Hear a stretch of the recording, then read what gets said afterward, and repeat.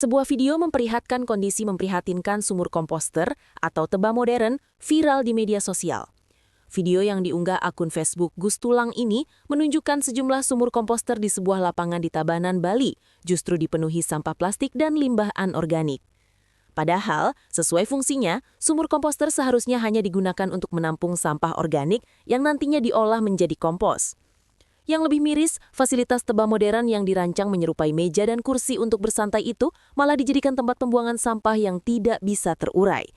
Dalam unggahannya, Gus Tulang memberi masukan agar pengelola menambahkan media edukasi di sekitar lokasi, menyediakan tempat sampah daur ulang dan residu, serta menugaskan petugas pengawas yang bisa mengedukasi pengunjung.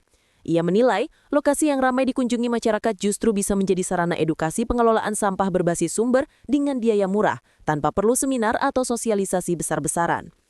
Unggahan tersebut langsung mendapat banyak tanggapan warganet.